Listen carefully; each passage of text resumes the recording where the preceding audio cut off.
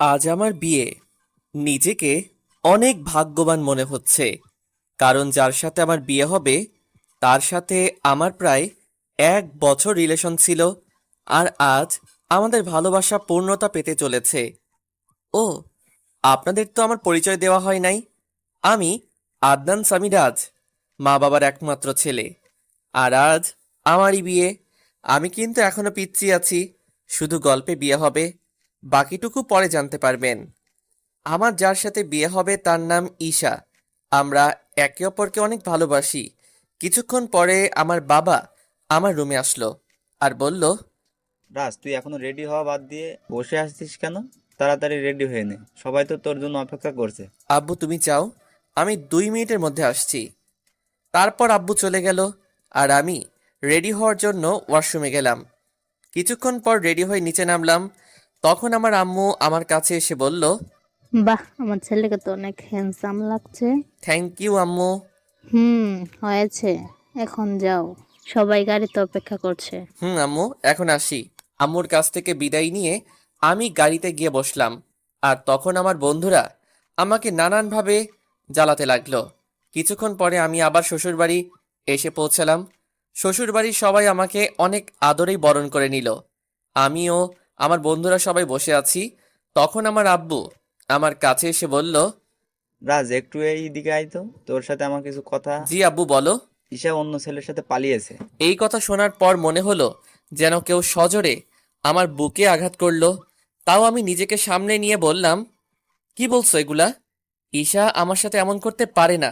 আমারও প্রথমে তাই মনে হয়েছিল, তারপর এটা দেখার পরে বিশ্বাস করতে বাধ্য হলাম। আমি বাবার হাত থেকে চিঠিটা নিয়ে পড়তে শুরু করলাম। সেখানে লেখা ছিল, প্রিয় রাজ, পারলে আমায় ক্ষমা করে দিও। তোমার সাথে রিলেশন চলাকালীন আমি আরেকজনকে ভালোবেসে ফেলি, আর সে বাংলাদেশের সবচেয়ে বড় কোম্পানি এয়ার কোম্পানিতে ম্যানেজার। আর তুমি শুধু একজন সাধারণ কর্মচারী। তাই আমি অনেক ভেবে এই সিদ্ধান্ত নিয়েছি যে আমি তোমার সাথে না, মেয়েদের সাথেই বিয়ে করব। তাই আমাকে মাফ করে দিও। ইতি ঈশা। আমি ঈশার চিঠিটা পড়ে হাসলাম আর ভাবতে থাকলাম যে মানুষ টাকার জন্য কত কিছুই না করতে পারে। ঠিক তখন ঈশার বাবা এসে আমার বাবাকে বলল, দেখুন, আমার মেয়ে যা করেছে তার জন্য আমরা অনেক লজ্জিত। তাই বলছিলাম, যদি আমার ছোট মেয়ে নিশিকে আপনার ছেলের সাথে যদি বিয়ে দিতেন। আমার ছেলেকে কি আপনার খেলনা মনে হয় যে যার ইচ্ছে তার সাথে ওর বিয়ে দিব? তখন আমি আমার বাবাকে বললাম যে আমি এই বিয়ে করতে রাজি, তাই যত তাড়াতাড়ি সম্ভব বিয়ের ব্যবস্থা করতে। এর কিছুক্ষণ পরেই আমাদের বিয়ে হয়ে যায়। আর আমার নতুন বউ নিয়ে বাসায় চলে আসি। বাসায় আসার পর আমি সোজা ছাদে চলে যাই আর ভাবতে থাকি আমার জীবনটা কেমন করে হঠাৎ করে বদলে গেল। কি হওয়ার ছিল আর কি হলো। না, এরকম করে চলা যাবে না। কিছুক্ষণ পরে দেখি আমার বাবা আমার পাশে দাঁড়িয়ে আছে আর আমাকে উদ্দেশ্য করে বলল, দেখ রাজ, যা হওয়ার তা তো হয়েই গেছে, এখন আর কিছু করার নাই। তাই বলছিলাম তুই এখন ঘরে যা। হুম আব্বু, যাব। তার আগে তোমার সাথে আমার কিছু কথা আছে।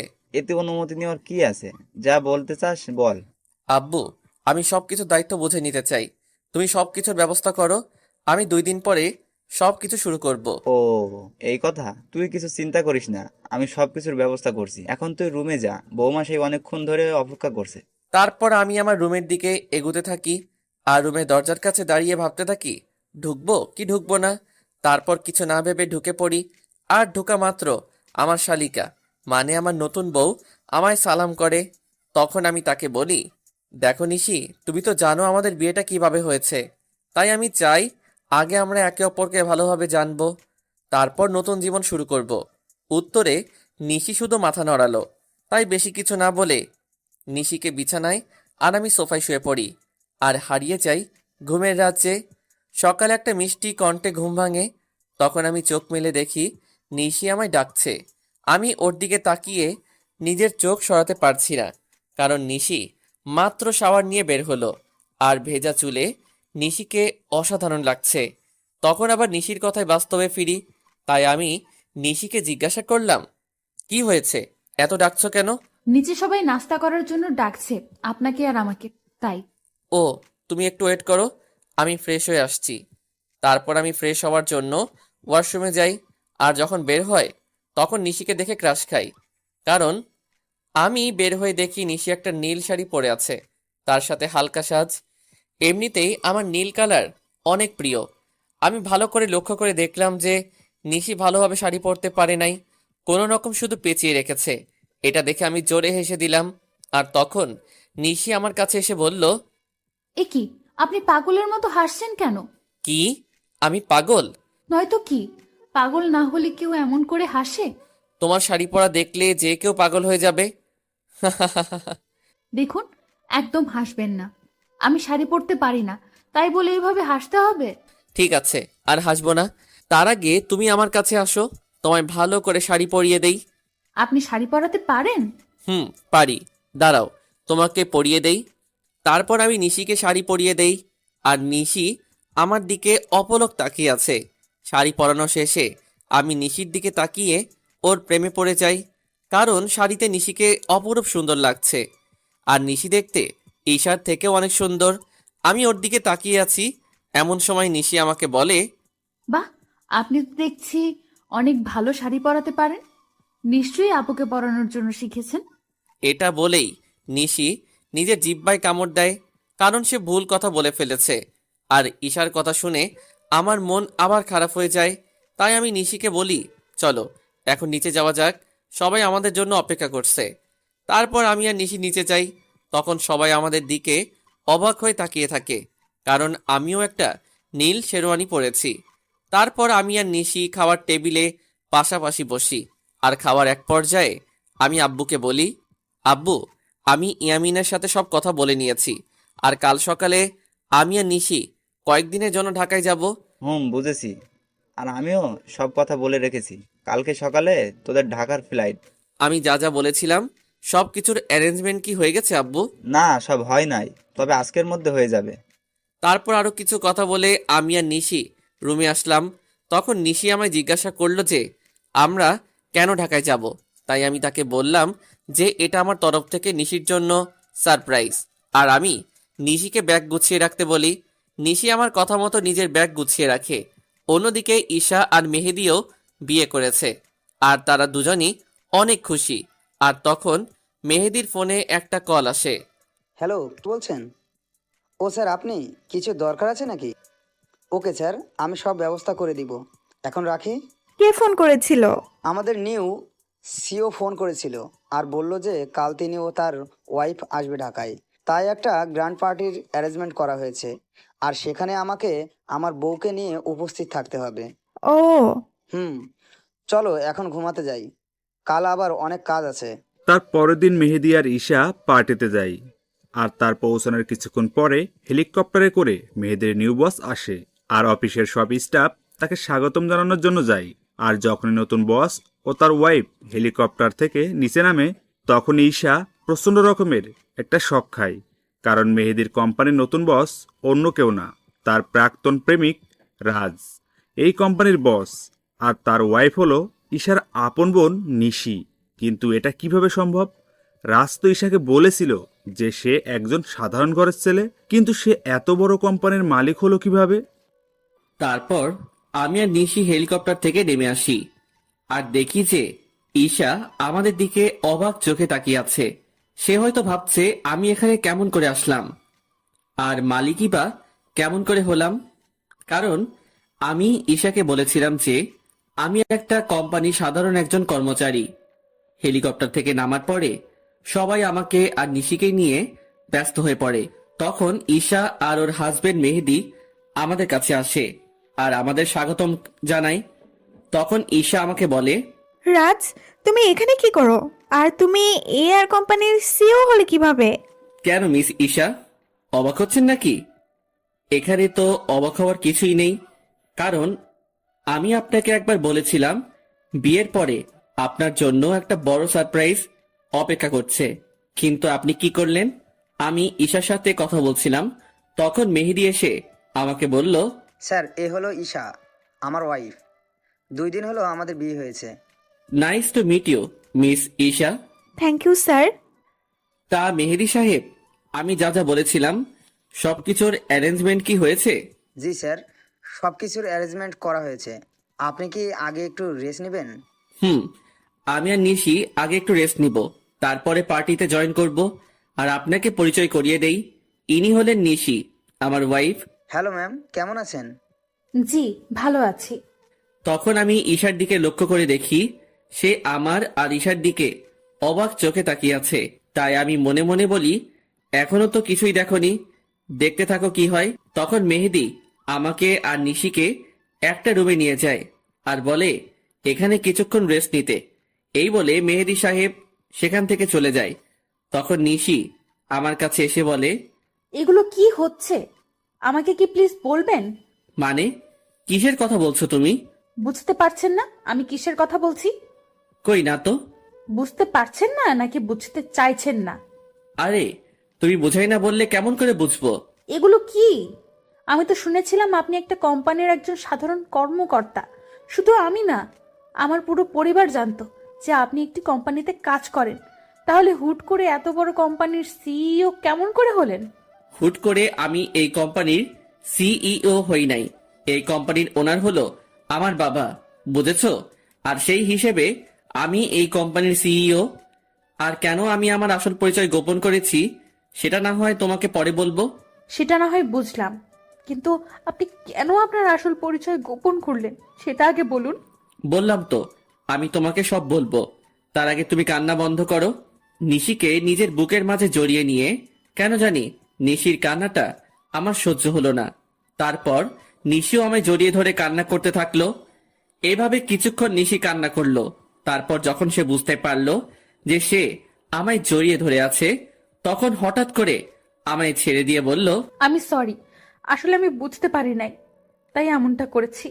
আসলে আমি একটু ইমোশনাল হয়ে পড়েছিলাম তো তাই। ইটস ওকে নিশি, তুমি গিয়ে ফ্রেশ হয়ে নাও, আমাদের আবার নিচে পার্টিতে যেতে হবে। তারপর নিশি ওয়াশরুমে ফ্রেশ হতে চলে যায়। কিছুক্ষণ পরে নিশি বাহির হয়। তখন আমি ফ্রেশ হওয়ার জন্য ওয়াশরুমে প্রবেশ করি। আর বের হওয়া মাত্র নিশিকে দেখে টাসকি খাই, কারণ নিশিকে নীল শাড়িতে একদম অপসরীর মতো লাগছে, সাথে হালকা মেকআপ, যা দেখে যে কেউ নিশির প্রেমে পড়তে বাধ্য। আমাকে এইভাবে তাকিয়ে থাকতে দেখে নিশি আমার চোখের সামনে তুড়ি বাজিয়ে জিজ্ঞাসা করে, এই যে মিস্টার, এইভাবে তাকিয়ে কি দেখছেন? একটা ডানা কাটা পড়ি, নিজের অজান্তেই বলে ফেলি। আর আমার কথায় নিশি বেশ লজ্জা পায়, যা ওর চেহারা দেখে বোঝা যাচ্ছে, কারণ নিশির চেহারা একদম লজ্জায় লাল হয়ে গেছে। তখন আমি বলি, থাক আর লজ্জা পেতে হবে না, এখন তাড়াতাড়ি রেডি হয়ে নাও তো। তখন নিশি আবার রেডি হতে থাকে। আর নিশি যখন লিপস্টিক তার ঠোঁটে দিতে যাবে, তখন আমি তাকে আটকিয়ে বলি যে, তোমাকে এমনি অনেক ভালো লাগছে, এইসব লিপস্টিক আর কোনো দিন দিবা না, ওকে? নিশিও বাধ্য মেয়ের মতো মাথা নাড়ালো। কিছুক্ষণ পরে নিশি আমাকে জিজ্ঞাসা করে যে তাকে কেমন লাগছে। আর আমি তো নিশিকে দেখে ওর প্রায় প্রেমেই পড়ে যাই, কারণ নিশিকে হালকা সাজে একদম পরীর মতো লাগছে। তাই আমি ওর কাছে গিয়ে বলি, সবই ঠিক আছে, শুধু একটা জিনিস ছাড়া। ও, আরে শুনবে তো কি জিনিস? না বললে শুনবো কেমন করে? তোমার গলায় কাজল দেওয়া হয়, তোমাকে কেউ যদি এভাবে দেখে তাহলে সবার নজর লেগে যাবে তো, তাই না? তারপর আমি নিজের হাতে নিশির ঘাড়ে কাজল লাগিয়ে দেই। আর আমার ছোঁয়া পাওয়া মাত্র নিশি কিছুটা কেঁপে ওঠে। আর নিশির এত কাছে গিয়ে আমিও কেমন যেন একটা ঘোরের মধ্যে চলে গেছিলাম। আর নিশিও কিছুটা আমার মতোই হয়ে গেছিল। তখন আমি নিশির মুখটা উপরের দিকে তুলে আমার ঠোঁট ওর ঠোঁটের দিকে এগিয়ে নিয়ে যাই। আর যখনই আমি নিজের ঠোঁট নিশির ঠোঁটের সাথে মেলাবো, তখনই কেউ একজন রুমের মধ্যে প্রবেশ করে। এতে করে নিশি আমার থেকে কিছুটা দূরে চলে যায় আর আমাদের দুজনেরই ঘোরটা কেটে যায়। তাই তখন দেখার চেষ্টা করি যে কে এসেছে, আর তখনই দেখি ঈশা দাঁড়িয়ে আছে। এতে করে আমার রাগটা বেড়ে যায়। তাই আমি ঈশাকে গিয়ে বলি, আপনার কি এগুলো সাধারণ বুদ্ধিটুকু কি নেই যে একটা সদ্য বিবাহিত দম্পতির রুমে কোনো পারমিশন ছাড়া প্রবেশ করেছেন? আসলে আমি তো জানতাম না ভেতরে কি হচ্ছিল, আর তোমার রুমে ঢুকতে তো আগে কখনো পারমিশন লাগেনি, তাই। ও প্লিজ, আগে কি হয়েছে না হয়েছে I just don't care, but now I am married, so next time knock করে রুমে ঢুকবেন, আন্ডারস্ট্যান্ড? Yes, I understand. কথাটা মনে থাকে যেন। আর কি জন্য এসেছেন সেটা কি জানতে পারি? আমি তোমার কাছে ক্ষমা চাইতে এসেছি, প্লিজ আমাকে মাফ করে দাও। আপনি কিসের জন্য ক্ষমা চাইছেন মিস ঈশা? সেটা কি জানতে পারি? তোমার সাথে করা অন্যায়গুলোর জন্য আমি ক্ষমা চাচ্ছি। কিছু বলতে যাব তখনই নিশি এসে বলে, আপু তুই যা করেছিস তা কত বড় অন্যায় সেটা কি তুই জানিস? জানি। তাহলে কোন মুখে তুই মাফ চাইতে এসেছিস সেটা আমাকে বল। নিশি, বোন আমার, তুই আমাকে ভুল বুঝিস না। আমি তো আমার ভুল বুঝতে পেরেছি, তাই তো আমি ক্ষমা চাইতে এসেছি। আপনি কোনো অন্যায় করেন নাই মিস ঈশা। অন্যায় তো করেছি আমি। আপনার মতো একজন প্রতারককে ভালোবেসেছিলাম। এটার চেয়ে বড় অন্যায় আর কি হতে পারে সেটা বলুন তো। আমি আরো কিছু বলতে যাব তার আগে আমার ফোনে একটা কল আসে। আমি কলটা রিসিভ করেই নিশিকে বলি যে তাড়াতাড়ি রেডি হয়ে নিতে। আর ফোনটা করেছিল মেহেদি, মানে ঈশার হাজবেন্ড। তারপর আমি ঈশাকে আমার রুম থেকে চলে যাওয়ার জন্য বলি। কিছুক্ষণ পর নিশি বের হয়ে আসে, আর আমি তো নিশিকে দেখে রীতিমতো টাসকি খেয়ে যাই।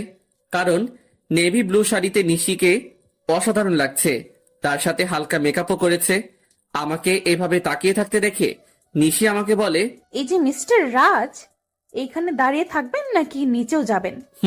যাব। আর তোমাকে কিন্তু অনেক কিউট লাগছে মিসেস রাজ। আমার মুখে মিসেস রাজ ডাকটা শুনে নিশি অনেক খুশি হয়, যা ওর মুখ দেখে বোঝা যাচ্ছিল। তখন আমি আবার নিশিকে বললাম, কি হলো, নিচে যাবে না নাকি? তারপর আমি আর নিশি দুজনেই একসাথে নিচে যাই, আর সেখানে থাকা সবাই আমাদেরকে স্বাগত জানায়। তারপর আমি নিশিকে একে একে সবার সাথে পরিচয় করিয়ে দেই, আর সবাই নিশিকে অনেক পছন্দ করে আর অনেক তারিফও করে। এগুলো দেখে ঈশা অনেকটা জেলাস ফিল করে, কারণ এগুলো ঈশা পাওয়ার কথা ছিল, কিন্তু তার লোভের কারণে সে সবকিছু হারিয়েছে। পার্টি শেষ হওয়ার পরে আমি আর নিশি নিজেদের রুমে চলে আসি। আর রুমে আসার পরে নিশি আমাকে বলে, আপনাকে একটা কথা জিজ্ঞাসা করার ছিল, যদি কিছু মনে না করেন তাহলে করব। বলো, তোমার কি বলার আছে? আপনার আর আপুর পরিচয় হলো কিভাবে? বুঝলাম, তাহলে শুনো। তারপর আমি বলতে শুরু করলাম। আমি তখন সবেমাত্র লেখাপড়া শেষ করে দেশে ফিরেছি। তো একদিন আমিও আমার বন্ধুরা মিলে প্ল্যান করলাম কোথাও ঘুরতে যাব, কিন্তু সেটা দেশের ভিতরেই। তাই সবাই মিলে ঠিক করলাম যে সিলেটে যাব। তো সবাই মিলে বেরিয়ে পড়লাম সিলেটের উদ্দেশ্যে। সব ফ্রেন্ড একসাথে যাব, তাই বাসে করে যাচ্ছিলাম। কিন্তু বাসে উঠে বাদে এক বিপত্তি। আমার সব ফ্রেন্ডের সিট এক জায়গায় পড়েছিল, আর আমার সিট পড়েছিল এক মেয়ের সাথে। তাই কিছু করার না থাকায় বাধ্য হয়ে ওই সিটে বসে পড়ি। কিছুক্ষণ পরে যখন মেয়েটি আসে, আমি তার দিকে তাকিয়ে রীতিমতো টাসকি খাই, কারণ এত সুন্দরী মেয়ে আমি এর আগে কখনো দেখি নাই। মেয়েটি পরেছিল একটা navy blue long three piece, তার সাথে ম্যাচিং জুয়েলারি, সাথে হালকা সাজ। দেখে মনে হচ্ছিল জান্নাতের অপ্সরী। আমি তার দিকে এক ধ্যানে তাকিয়েছিলাম। আমার এভাবে তাকানো দেখে মেয়েটি বলে ওঠে, এই যে মিস্টার, দেখা শেষ হইলে আমাকে বসার জায়গাটা দিন। মেয়েটি কিছুক্ষণ পরে আমায় জিজ্ঞাসা করে, হাই, আমি ঈশা। আপনার নামটা কি জানতে পারি? আমি রাজ। বাহ, চেহারার সাথে নামেরও মিল আছে। সিলেট যাচ্ছেন নিশ্চয়? আপনি কেমন করে জানলেন? এমন আবল তো জীবনেও দেখি নাই। সিলেটের বাসে করে মানুষ অন্য কোথাও কি যাইতে পারে বলেন তো? এটাই আপনি বুঝবেন না মিস্টার। রাগ তোর বুঝাবুঝি। ও, হুম তখন আমি তাকে বললাম যে, আপনি কি একাই যাচ্ছেন নাকি?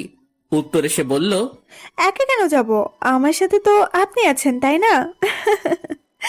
আপনি যদি চান তাহলে সত্যি যেতে পারি। মনে মনে বললাম, কিছু বললেন? কই না তো। ও, আমি মনে করেছিলাম হয়তো কিছু বললেন। না, আমি তো কিছুই বলি নাই। তা সিলেটে কোথায় যাচ্ছেন? এই তো ফ্রেন্ডসদের সাথে ঘুরতে যাইতেছি। আর আপনি? আমিও তো ফ্রেন্ডদের সাথে যাচ্ছি। আপনি কি স্টুডেন্ট নাকি জব টপ করেন? আমি হলাম, আপনি হলেন কি? না, আসল পরিচয়টা দেওয়া যাবে না। আমি একটা সফটওয়্যার কোম্পানিতে জব করি। মিথ্যা পরিচয় দিলাম। ও, তারপর ঈশার সাথে আরো অনেক কথা হলো। তখন জানতে পারলাম সে অনার্স দ্বিতীয় বর্ষের ছাত্রী। এইভাবেই আমাদের পরিচয় হয়। তারপর পরিচয় থেকে ভালোবাসা। আমি আর ঈশা অনেক ভালো ফ্রেন্ড হয়ে গেছিলাম। আমরা সিলেট থেকে ফিরে এসেও একে অপরের সাথে যোগাযোগ করতাম। একদিন আমি ঈশাকে প্রপোজ করি, আর ঈশাও সেটা অ্যাকসেপ্ট করে। কিন্তু রিলেশনে থাকা অবস্থায়ও আমি আমার আসল পরিচয়টা ঈশাকে জানাইনি। আমি চেয়েছিলাম ঈশাকে এটা সারপ্রাইজ দিব, কিন্তু পরে যে আমি নিজে সারপ্রাইজ হয়ে যাব এইটা ভাবতে পারি নাই। কথাগুলো বলে নিজের অজান্তেই আমার চোখ দিয়ে পানি বের হয়ে গেছিল। সেটা বুঝতেই পারি নাই। আমি কিছুক্ষণ পরে নিশির দিকে লক্ষ্য করে দেখি সেও কান্না করছে। তখন আমি তাকে বলি, এ কি, তুমি কান্না করছো কেন? আপনি আপুকে এতটা ভালোবাসতেন, আর আপু আপনার সাথে কি করলো? যা হওয়ার তা তো হয়েই গেছে, আর এখন তুমি আমার স্ত্রী, এটাই সত্যি। আর আমি চাই এই সম্পর্কটা ভালোভাবে নিভাতে। আমি চেষ্টা করব। তার আগে বলেন, আপনি আর কখনো আপুর কথা মনে করবেন না। কথা দিলাম। নিশি আমাকে এভাবে জড়িয়ে ধরবে আমি সেটা ভাবতেও পারি নাই। কেন যেন নিশির এভাবে জড়িয়ে ধরা আমার অনেক ভালোই লাগছে। এই যে মিস, এবার কি আমাকে ছাড়বেন? কথাটি বলা মাত্র নিশি আমাকে ছেড়ে দিল, আর নিশির মুখ একদম লজ্জায় লাল হয়ে আছে। তখন আমি নিশিকে আমার কোলের উপর বসিয়ে ওর চুলে বিলি কেটে দিতে দিতে বললাম, আমাকে ছেড়ে কখনো যাবে না তো? না, কখনোই না। তারপর আমি নিশির কপালে আলতো করে একটা চুমু খেলাম, আর আমার ঠোঁটের ছোঁয়া পাওয়া মাত্র নিশি কেঁপে উঠল। এখন যাও, ফ্রেশ হয়ে আসো। আজ এমনিতেও অনেক ধকল গেছে, আগামীকাল থেকে আমরা নতুন জীবন শুরু করব। আমার কথায় হয়তো কিছুটা লজ্জা পেয়েছে। তারপর নিশি ফ্রেশ হয়ে আসে, আর আমি নিশিকে জড়িয়ে ধরে শুয়ে পড়ি। এই কয়দিনে আমি নিশিকে অনেকটাই ভালোবেসে ফেলেছি। পরের দিন সকালবেলা নিশির আগেই ঘুমটা ভেঙে যায়। আমি ঘুম থেকে উঠে যখন বসতে যাব, তখন দেখি নিশি আমার বুকের মাঝে শুয়ে আছে, আর নিশির ঘুমন্ত চেহারাটা অনেক সুন্দর লাগছে। হয়তো সব মেয়েদের ঘুমন্ত চেহারা একরকম হয়, কিন্তু নিশির মতো কারো হয় না। তখন আমি খেয়াল করে দেখি নিশির মুখের উপর কিছুটা চুল এসে পড়েছে, যার কারণে তার ঘুমের সমস্যা হচ্ছে। তাই আমি নিশির মুখের উপর থেকে চুলগুলো সরিয়ে কানের সাথে গুজে দেই। তখনই আমার চোখ আটকে যায় নিশির গোলাপি ঠোঁটের উপর। আমি নিজের অজান্তেই নিশির ঠোঁটে চুমু দিয়ে বসি, আর তখনই নিশি জেগে যায়।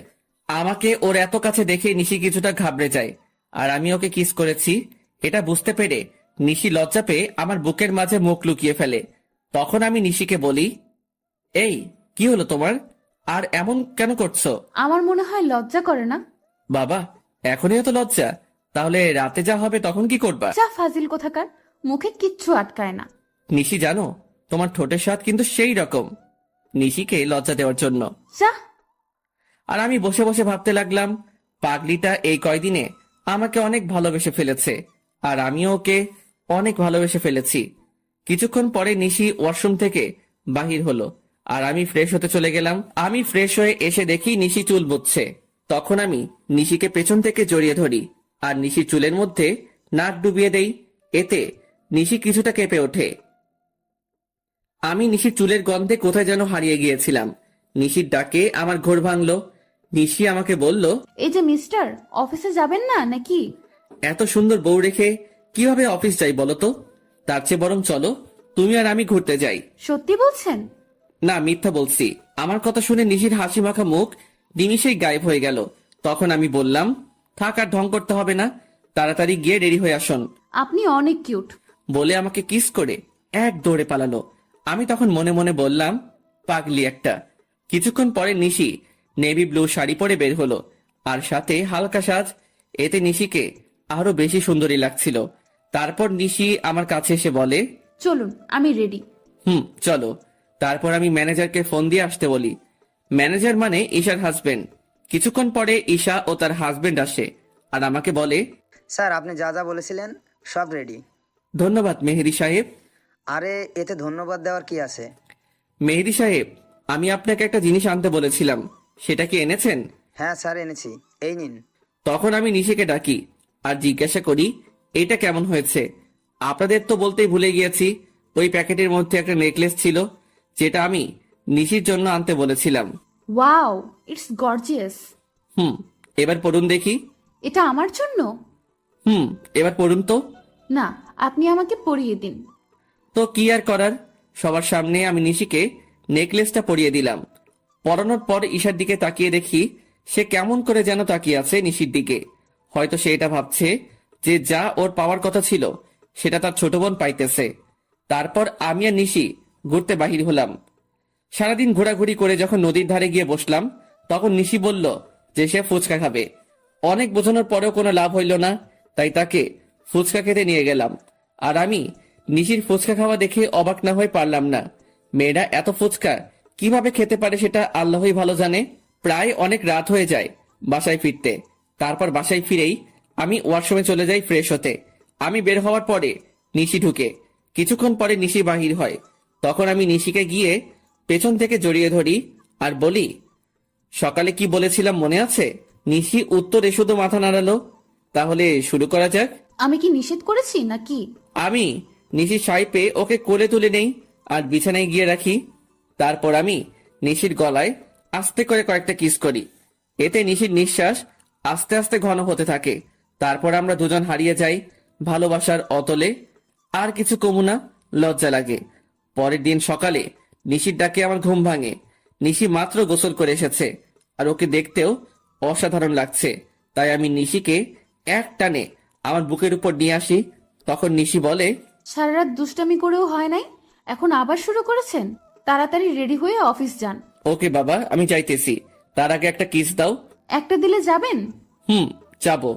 তারপর নিশি আমাকে একটা কিস দেয় আর আমিও উঠে ফ্রেশ হয়ে অফিসে চলে যাই।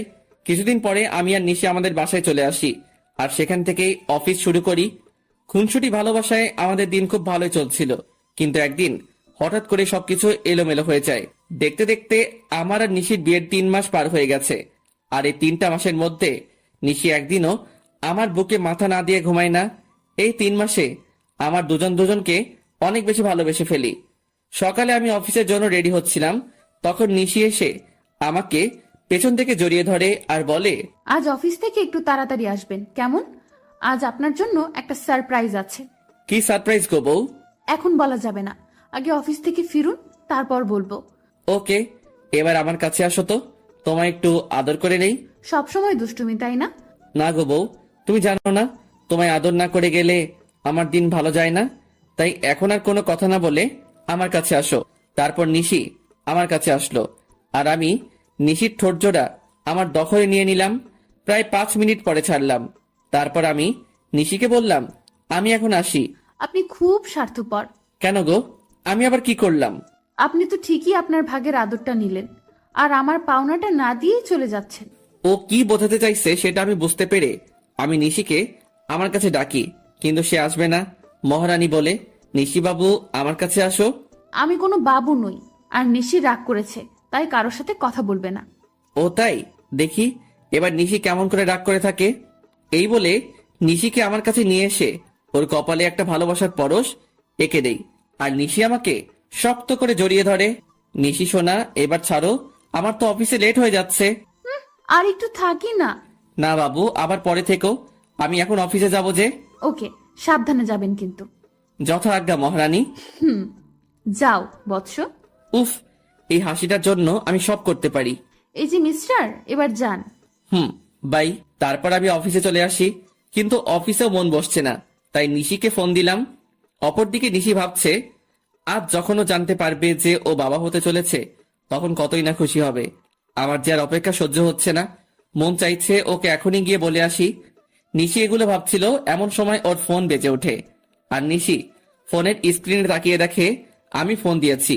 তাই সে তাড়াতাড়ি ফোনটা রিসিভ করে আর বলে, কি হলো বর, এত জলদি আমার কথা মনে পড়ে গেল? গো বউ, তোমার কথা তো সবসময় মনে পড়ে, কিন্তু কি করব বলো? কিছুই করতে হবে না, আপনি শুধু আজ তাড়াতাড়ি বাসায় আসবেন, তাহলেই হবে। আর এখন কাজ করেন তো। ওকে আমার সুইট বউ, এখন রাখি। ওকে মিস্টার বর, বাই। নিশির সাথে কথা বলার পর আমি কিছু জরুরি কাজ সেরে ফেলি আর দেখতে দেখতে বিকেল হয়ে যায়। তাই আমি বাসায় যাওয়ার জন্য রেডি হয়ে নেই। আর তখনই অফিসের পিয়ন এসে আমাকে একটা পার্সেল দিয়ে যায় আর ওই পার্সেলটি খোলার পর আমার পায়ের তল থেকে মাটি সরে যায়। পার্সেলটিতে অনেকগুলো ছবি ছিল আর সবগুলো ছবি নিশি আর একটা ছেলের। ছবিতে নিশি ছেলেটার সাথে অনেক ঘনিষ্ঠ অবস্থায় আছে, যা দেখার পরে আমার চোখ দিয়ে অবাধ ধারায় পানি পড়ছে। শেষে কিনা নিশিও আমায় ধোকা দিল। আমি আর কিছু ভাবতে পারছিলাম না। তখনই নিশির ফোন আসে আর ও বলে, অনিচ্ছা থাকা সত্ত্বেও আমি ফোনটা রিসিভ করি। আর তখনই নিশি বলতে শুরু করলো, আপনি কখন বাসায় আসবেন? আজকে আপনার তাড়াতাড়ি আসার কথা, তাহলে এত লেট করছেন কেন? এখন আমি অনেক ব্যস্ত আছি, তাই আসতে লেট হবে। কিন্তু আপনি তো আমায় প্রমিস করেছিলেন যে আজ তাড়াতাড়ি বাসায় ফিরবেন। তুমি এত বেশি কথা বলছো কেন? বললাম না আমি ব্যস্ত আছি। তারপরেও একই কথা বারবার বলে যাচ্ছ। অনেক রেগে আর জোরে কথাটা বললাম। এতে নিশি অনেকটাই ভয় পায়। অপর পাশ থেকে ফুপিয়ে ফুপিয়ে কান্নার আওয়াজ আসছে। অন্য সময় হলে হয়তো আমি ওকে সান্ত্বনা দিতাম, কিন্তু এখন ওর কথা ভাবতেও আমার অসহ্য লাগছে। আচ্ছা ঠিক, কিন্তু আরো কিছু বলতে যাবে তার আগে আমি ফোনটা কেটে দেই। ফোন রেখে আমি চেয়ারে বসে পড়ি, আর তখনই আমার চোখ যায় ছবিগুলোর দিকে।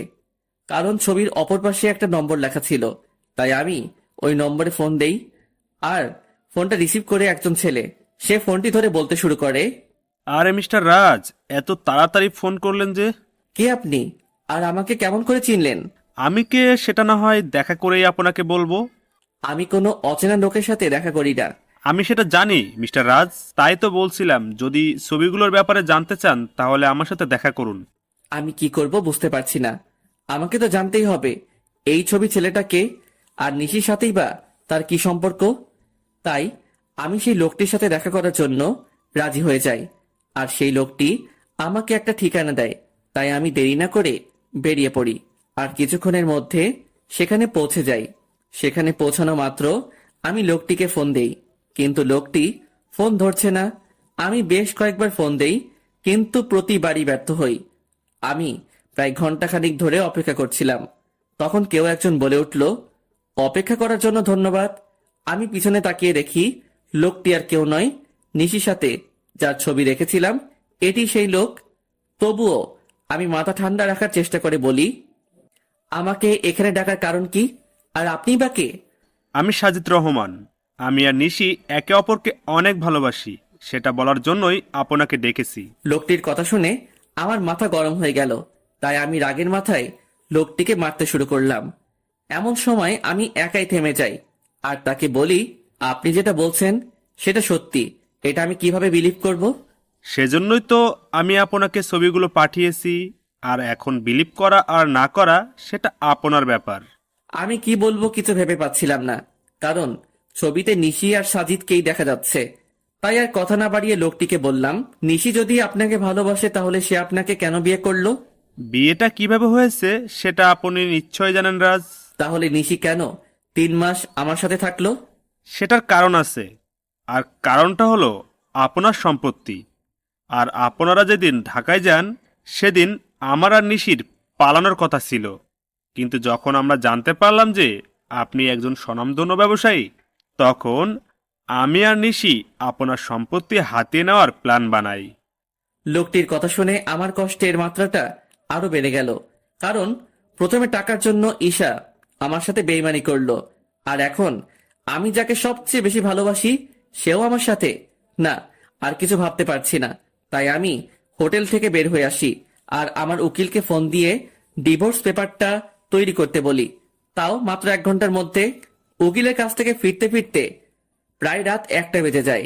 তাই আমি বাসার কাউকে বিরক্ত না করে আমার কাছে যে চাবি ছিল সেটা দিয়ে দরজা খুলে ভিতরে যাই, আর ভিতরে গিয়ে দেখি নিশি বসে বসে ফুপিয়ে ফুপিয়ে কান্না করছে। যেখানে আমার কষ্ট হওয়ার কথা সেখানে আমার প্রচুর রাগ হচ্ছে। তখন আমি নিশির কাছে গিয়ে বলি, বাহ, অভিনয় তো খুব ভালোই করতে জানো দেখছি। আমার এরকম আচমকা কথা শুনে নিশি কিছুটা ভয় পেয়ে যায়।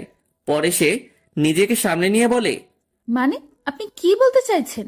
আমি কি বলতে চাইছি সেটা বুঝতে পারছো না, নাকি বোঝার চেষ্টা করছো না? কি বলছেন এইসব? আমি তো কিছুই বুঝতে পারছি না। Enough is enough Nishi, and don't touch me. Please Raj, tell me what happened with you. Please tell me. আর কত অভিনয় করবে নিশি, আর কত? আমি অভিনয় করছি। হ্যাঁ, তুমি অভিনয় করছো, তার প্রমাণ এগুলো। নিশি ছবিগুলো দেখে আরো কান্না শুরু করে দিল, আর আমাকে এসে জড়িয়ে ধরলো। কিন্তু আমি এবার রাগটা কন্ট্রোল করতে না পেরে নিশিকে সজোরে একটা চড় মারি। এই প্রথম আমি ওর গায়ে হাত তুললাম, আর তোকে না বললাম তুই আমাকে ছুবি না, তাও কেন আমাকে ছোঁয়ার চেষ্টা করছিস?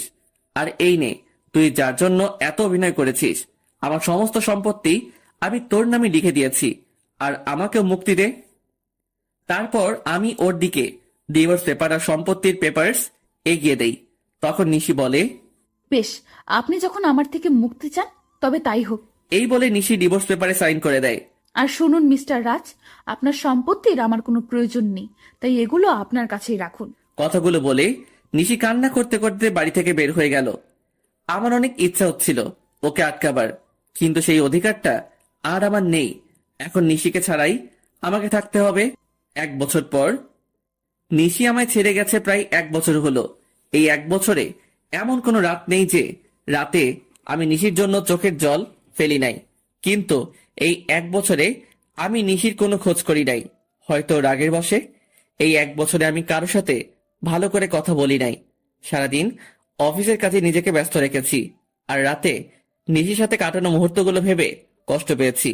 প্রতিদিন ওর মতো আজ সকালে অফিস যাচ্ছিলাম, তখন আম্মু এসে আমায় বলল, বাবা রাজ, আর কতদিন নিজেকে এভাবে কষ্ট দিবি বল? যার জন্য এত কষ্ট পাচ্ছিস সে কি 1 বছর একবার তোর খবর নিয়েছে?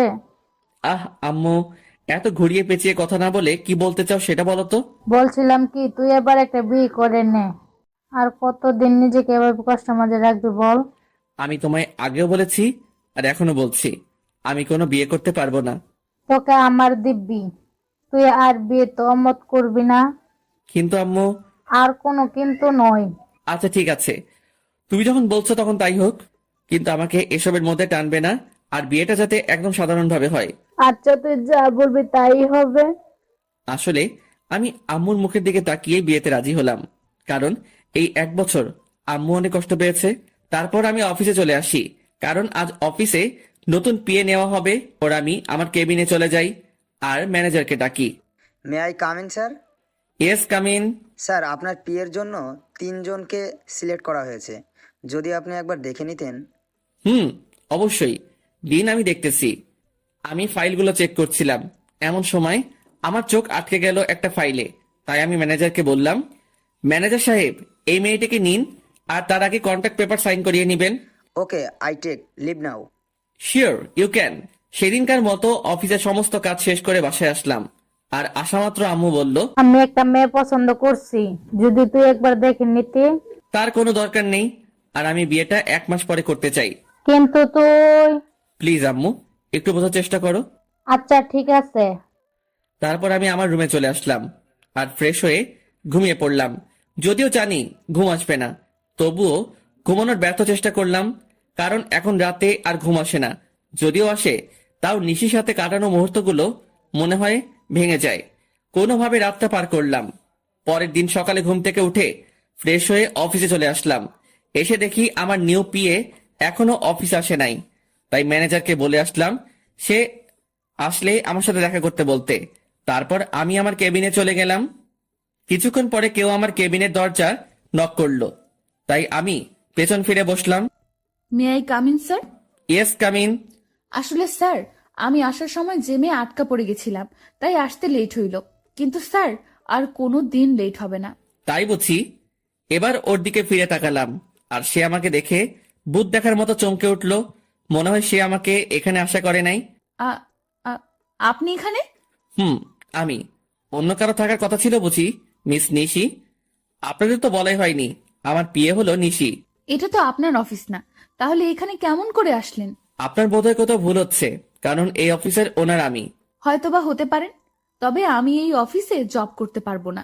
কথাগুলো বলেই নিশি চলে যাচ্ছিল, তাই আমি ওকে থামিয়ে বলি, excuse me miss Nishi, without my permission আপনি যেতে পারবেন না।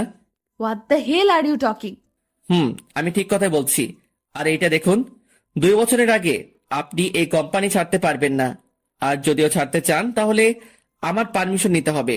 কিন্তু আমি এই মুহূর্তে আপনাকে পারমিশন দিচ্ছি না, সো আপনি এখন যেতে পারেন। প্রয়োজন পড়লে আমি আপনাকে ডেকে নিব। Okay sir. তারপর নিশি ওর কেবিনে চলে যায়। আমার আর ওর কেবিন প্রায় পাশাপাশি, তাই আমি ওকে দেখতে পাচ্ছিলাম। অন্যদিকে নিশি নিজের কেবিনে এসে ভাবে, কেন যে সেদিন সাইন করার আগে কন্ট্রাক্ট পেপারটা ভালোভাবে পড়ে নিলাম না, আর উনি কেন আবারও আমার সামনে আসলেন। ভালোই তো ছিলাম এই 1 বছর ওনাকে ছাড়া। এমন সময় নিশির ফোনে কল আসে, আর ফোনটা ধরা মাত্র নিশি কিছুটা বিচলিত হয়ে যায়। ফোনের ওপাশ থেকে কেউ কিছু হয়তো বলল। আমি বসে আমার কাজ করছিলাম, এমন সময় নিশি আমার কেবিনে আসে আর বলে, স্যার, একটা কথা বলার ছিল। বলেন। আসলে স্যার, আজকে আমায় একটু তাড়াতাড়ি ছুটি দিবেন প্লিজ? কেন, ছুটি কি করবেন? আসলে বাসায় একটু প্রয়োজনীয় কাজ আছে, তাই। কি প্রয়োজনীয় কাজ শুনি? আসলে স্যার, নিশি কিছু দোকাতে চাইছিল, আমার কারণে সে বলে উঠল, স্যার আমার বাসায় আমার বাচ্চা অসুস্থ হয়ে গেছে, তাই আমার ছুটি প্রয়োজন।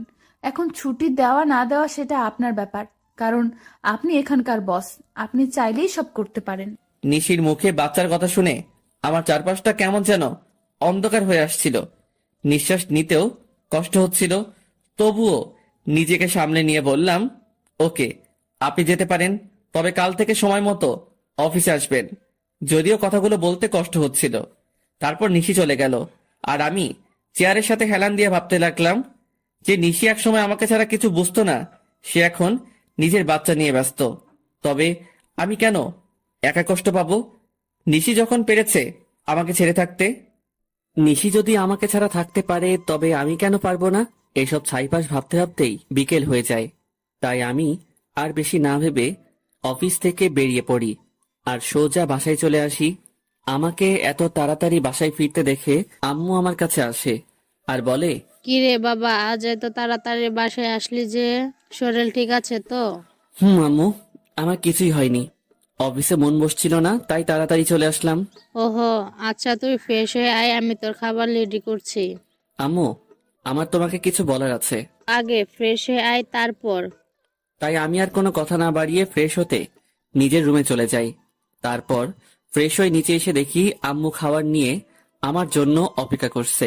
তাই আমি গিয়ে বসে পড়ি আর আম্মুকে বলি, আম্মু, তুমি পরশুদিন বিয়ের কথা বলছিলে না? আমি রাজি, তবে বিয়েটা 1 সপ্তাহের মধ্যে হওয়া চাই। এটা তো খুশির খবর, তবে 1 সপ্তাহের মধ্যে বিয়েটা কিভাবে দেব বল? আমি এত কিছু শুনতে চাই না, আমি যেটা বলেছি সেটাই হবে। আচ্ছা তুই যখন চাচ্ছিস তখন তাই হবে। তারপর আমি খাওয়া দাওয়া করে নিজের রুমে চলে আসি। আর আজ কেন জানি কষ্টটা একটু বেশি মনে হচ্ছে। হয়তো এই কষ্টটা নিশির জন্যই হচ্ছে, কিন্তু এখন আর কিছুই করার নেই, কারণ নিশি তার পরিবার নিয়ে ব্যস্ত আছে। না, আর কষ্ট পেলে চলবে না। তারপর কখন যে ঘুমিয়ে পড়েছি বুঝতেই পারি নাই। পরের দিন সকালে রেডি হয়ে খাবার টেবিলে বসেছিলাম, এমন সময় আম্মু এসে বলল, আমি মেয়ের বাবার সাথে কথা বলছি, তারা বলছে তাদের কোনো সমস্যা নেই, তবে তুই যদি একবার মেয়ের সাথে দেখা করে নিতি তাহলে।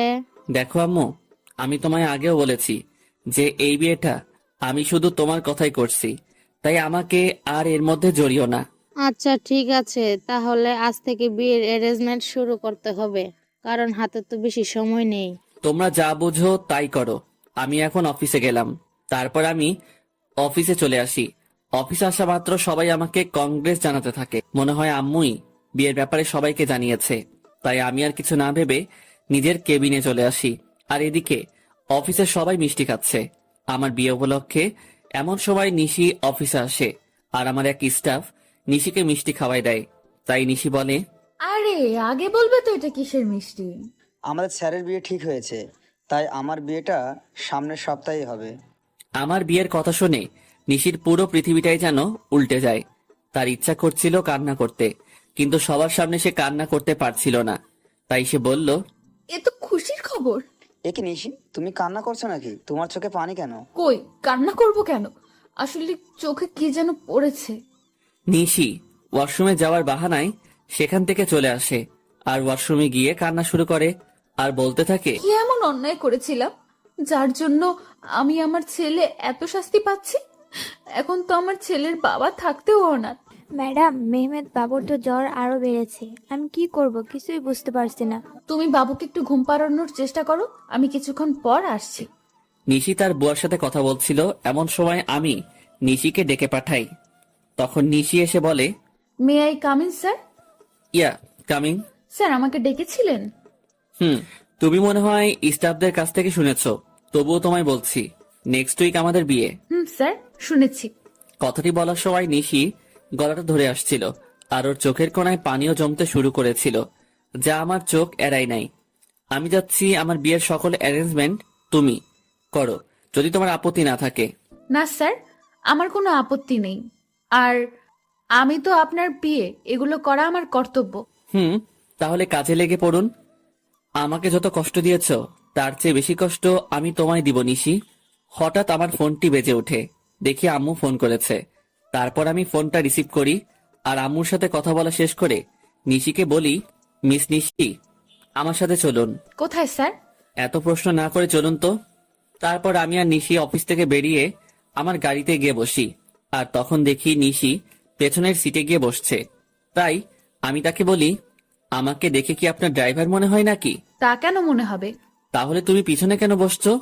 তারপর নিশি সামনের সিটে এসে বসলো আর আমি গাড়ি ড্রাইভ করা শুরু করলাম। কিছুক্ষণ পরে গাড়ি একটা রেস্টুরেন্টের পাশে দাঁড় করালাম আর নিশিকে বললাম, চলো ভেতরে। আমরা এখানে কেন আসলাম? আমি ওর প্রশ্নের জবাব না দিয়ে ভেতরে ঢুকে গেলাম আর পেছন ফিরে দেখি নিশিও আসছে। আমি রেস্টুরেন্টে ঢোকার পরে একটা মেয়ে এসে আমাকে জড়িয়ে ধরে আর আমিও নিশিকে দেখিয়ে মেয়েটিকে জড়িয়ে ধরি। আর নিশির দিকে তাকিয়ে দেখি ও এখনই কান্না করে দিবে এমন অবস্থা। তারপর আমি বলি, নিশি, এ হলো মায়া, আমার বাগদত্তা। আর মায়া, এ হলো নিশি, আমার পিয়ে। আমার মুখে নিশি হয়তো পিয়ে শব্দটা আশা করেনি। আর মায়ার পরিচয় পাওয়ার পর নিশি এবার আর নিজের চোখের জল আটকে রাখতে পারে নাই, যার কারণে ওর চোখ থেকে অবাধ ধারায় জল পড়তে থাকে। আর আপনারা হয়তো ভাবছেন মায়া এখানে কেমন করে আসলো আর আমি বা ওকে কেমন করে চিনলাম। তাহলে শুনুন, আমি যখন অফিসে ছিলাম তখন আম্মু ফোন দেয় আর বলে মায়ার সাথে দেখা করার কথা। যদিও আমি প্রথম দিকে আম্মুকে নিষেধ করে দেই যে আমি মায়ের সাথে দেখা করব না, কিন্তু পরে আমার নিশির কথা মনে হয়, তার সাথে মনে হয় ওর ধোকা দেওয়ার কথা। তাই আমি মায়ার সাথে দেখা করতে রাজি হয়ে যাই আর আমার সাথে নিশিকেও নিয়ে আসি। তো গল্পে ফেরা যাক। মায়ার পরিচয় দেওয়ার পর আমি নিশির দিকে তাকাই, তখন দেখি নিশির চোখ দিয়ে জল গড়িয়ে পড়ছে। কেন জানি নিশির চোখেতে জল আমার সহ্য হচ্ছিল না। তাই আমি ওকে বলি, Nishi, are you okay? Yes sir, I am. তাহলে তোমার চোখে জল কেন? কই না তো, আসলে স্যার প্রচুর গরম পড়েছে তো, তাই এমন মনে হচ্ছে। স্যার আপনারা বসুন, আমি ওয়াশরুম থেকে ফ্রেশ হয়ে আসছি। তারপর নিশি ওয়াশরুমে চলে যায়। ওয়াশরুমে গিয়ে নিশি জোরে জোরে কান্না করতে থাকে, কিন্তু তার এই কান্না দেখার কোনো মানুষ সেখানে উপস্থিত ছিল না। তাই হয়তো সে কান্না করতে পারছিল। নিশি কান্নাজড়িত কণ্ঠে বলছিল, হে আল্লাহ, আমার সাথে কেন এরকম হয়? ভালোই তো ছিলাম আমি ওকে ছাড়া, তবু কেন ওকে আবার আমার জীবনে ফিরিয়ে আনলে? যখন আনলে তাহলে কেন অন্য কারো হয়ে যাচ্ছে? আমি আর আমার বাচ্চা তো ভালোই ছিলাম ওকে ছাড়া, তবু কেন হচ্ছে এমনটা? আমার বাচ্চা কি কোনোদিনও তার বাবার পরিচয় আর আদর পাবে না? কিন্তু নিশি কোনোভাবেই নিজের কান্না থামাতে পারে না। কিন্তু সে তার বাচ্চার কথা ভেবে নিজেকে শক্ত করে আর বোঝায় তার বাবুর জন্য হলেও নিজেকে শক্ত রাখতে হবে। প্রায় আধা ঘন্টা পরে নিশি ওয়াশরুম থেকে বের হয় আর রাজ তার চেহারা দেখে রীতিমতো ভয় পেয়ে যায়, কারণ তার চোখগুলো লাল হয়ে আছে, তার সাথে ফুলেও আছে। তার মানে নিশি এতক্ষণ কান্না করছিল, কিন্তু নিশির কান্না করার তো কোনো কারণ এখানে নেই। তবু সে কেন কান্না করছিল আমি কিছুই বুঝতে পারছিলাম না। তখন নিশি আমাদের কাছে আসলো আর চেয়ারে বসে পড়ল। আর আমি রেস্টুরেন্টের একজন স্টাফকে ডেকে খাবার অর্ডার করলাম। কিছুক্ষণ পর খাবার আসলো। আমি নিশিকে দেখানোর জন্য মায়াকে নিজের সাথে খাইয়ে দিচ্ছিলাম। আর এটা দেখে নিশি আর ঠিক থাকতে পারল না, তার চোখগুলো আবার জলে ভরে গিয়েছিল। তাই সে এগুলো আড়াল করার জন্য বলল, স্যার আমার এখন যেতে হবে, এমনিতেও আমার অফিস টাইম শেষ হয়ে গেছে। তুমি তো কিছুই খেলে না, খাওয়া শেষ করে তারপর যাও। না স্যার, এখন আর খাইতে মন চাচ্ছে না। ওকে, তাহলে যাও।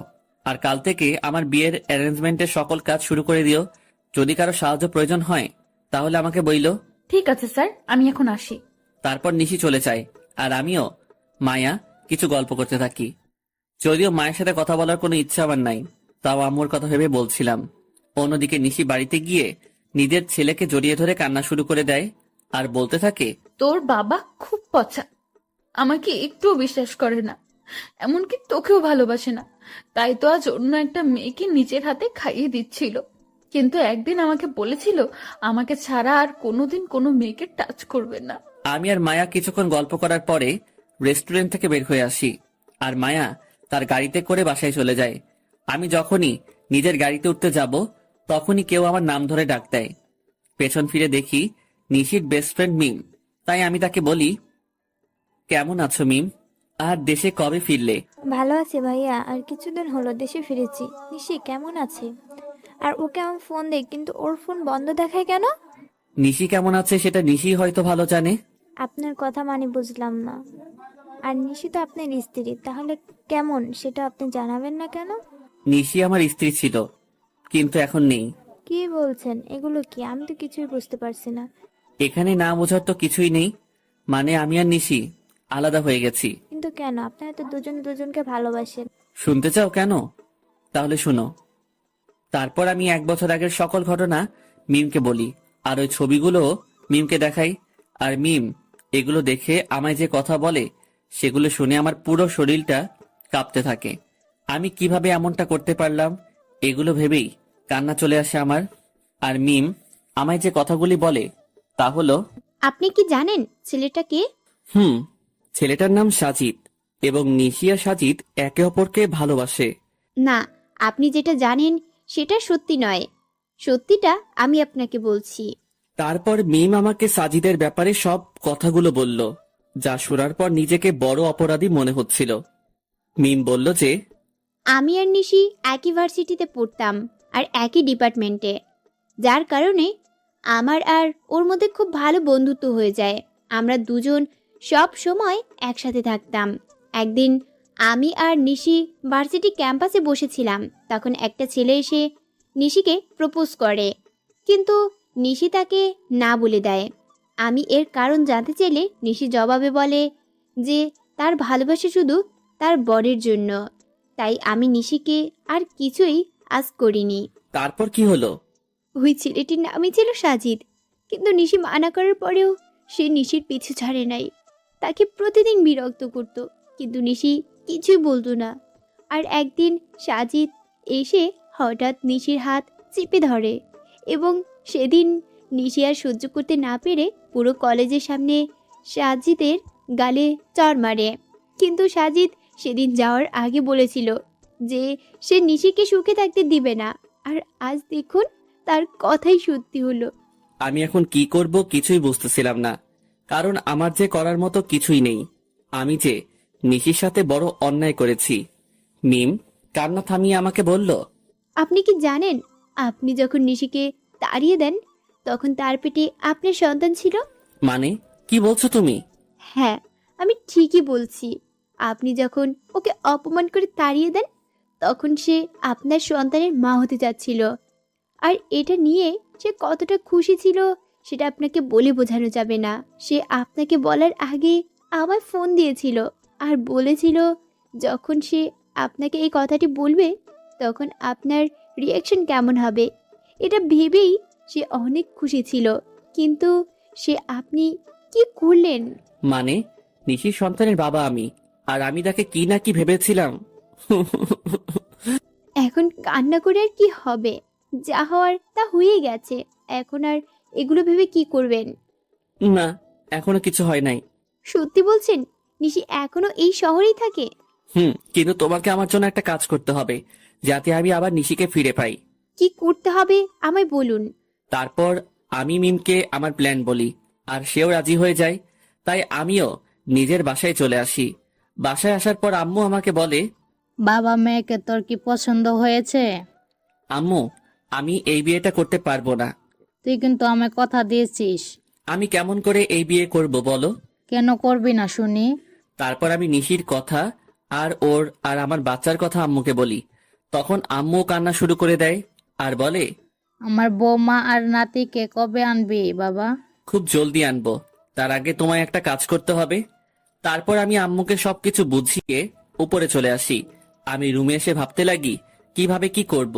রুমে এসে নানান চিন্তা আমার মাথায় ঘুরপাক খায়, বিশেষ করে নিশির কথা। সে কি আমায় ক্ষমা করবে নাকি করবে না? তখন আমার সাজিদের কথা মাথায় আসে।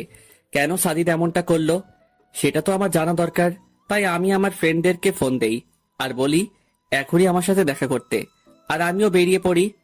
কিরে, এত জলদি দেখা করতে বললি কেন? সমস্যা হয়েছে নাকি? বলছি। তার আগে রবি আর মিজানকে আসতে দে। কিছুক্ষণ পরে রবি আর মিজান চলে আসে, আর আমি ওদেরকে মিমের বলা সকল কথা ওদের খুলে বলি। সব শোনার পরে ওরা বলে, ভাবিকে রাজি করতে পারবি বলে মনে হয় না। হয়তোবা, কিন্তু হালচালে তো চলবে না। আর শোন, তোদের একটা কাজ করতে হবে। কি কাজ বল? সাজিদকে যেভাবেই হোক তোদের খুঁজে বার করতে হবে। আর এই নে সাজিদের ছবি। ওকে, তোর কাজ হয়ে যাবে। ভাবিকে কি করে ম্যানেজ করবি? ঠিক বলেছিস, কিছু তো একটা করতেই হবে। আচ্ছা তোরা এখন থাক, আমি এক জায়গা থেকে আসছি। ওদের থেকে বিদায় নিয়ে আমি সোজা অফিসে চলে আসি। অবশ্য অফিসে আসার মূল উদ্দেশ্য হলো নিশির বাড়ির ঠিকানাটা নেওয়া, কারণ আমি ওর বাসার ঠিকানা জানি না। অফিসে আসার পরে আমি ম্যানেজারকে ফোন দেই আর অফিসে আসতে বলি। কিছুক্ষণ পরে ম্যানেজার অফিসে আসে আর বলে, স্যার কোনো দরকারি কাজ আছে নাকি? না তেমন কিছু দরকারি কাজ না, আমি শুধু নিশির বাসার ঠিকানা নেওয়ার জন্যই অফিসে এসেছি। ওকে স্যার, একটু ওয়েট করেন, আমি নিয়ে আসছি। তারপর ম্যানেজার আমাকে নিশির ঠিকানাটা দেয় আর আমি সেটা নিয়ে বেরিয়ে পড়ি। প্রায় আধা ঘন্টা ড্রাইভ করার পরে আমি নিশির বাসায় পৌঁছাই। দেন আমি ওর বাসার কলিং বেলে চাপ দেই। কিছুক্ষণ পরে নিশি এসে দরজা খুলে দেয় আর আমি নিশিকে দেখেই হেসে ফেলি, কারণ সে সারা গায়ে ময়দা মেখে আছে। তখন নিশি বলে, ওই, আপনি পাগলের মতো হাসছেন কেন? আর এখানে বা কি করছেন? বারে, নিজের বউয়ের বাসায় আসতে আবার কারো পারমিশন লাগে নাকি? মানে কে আপনার বউ? আর এসব কি বলছেন? আমার সামনে যে দাঁড়িয়ে আছে সেই আমার বউ, বুঝেছেন? আর দেখি সাইড দেন, আমি ভেতরে ঢুকবো। হাইসে, আমি কারো বউ? আর 1 বছর আগেই আমার ডিভোর্স হয়ে গেছে। তো কি হয়েছে, আমি আবার বিয়ে করব। কি বলছেন কি আপনি? আমি এর কথার জবাব না দিয়ে বাচ্চার দিকে এগোতে থাকি। আর যখনই আমি বাচ্চাটিকে স্পর্শ করতে যাব তখনই নিশি আমাকে ধাক্কা দেয় আর বলে ওঠে, একদম আমার বাচ্চার ধারে কাছে আসার চেষ্টা করবেন না, তাহলে কিন্তু আমার চেয়ে খারাপ আর কেউ হবে না। ও কি শুধুই তোমার বাচ্চা? ও শুধু আমার আর কারো না, তাই আপনি ওকে ছোঁয়ার চেষ্টাও করবেন না। প্লিজ নিশি, আমার বাচ্চাকে একটু কোলে নিতে দাও। আপনার বাচ্চা? হাসাইলেন মিস্টার রাজ। ও শুধু আমার বাবু, আর আমি ওর মা, এবং আমি ওর বাবা। নিশি প্লিজ। না, আমি ওকে কোনো অপরিচিত লোকের কাছে যেতে দেব না। তুমি কাকে অপরিচিত বলছো নিশি? তুমি জানো না আমি ওর কে হই? না, জানি না, আর জানতেও চাই না।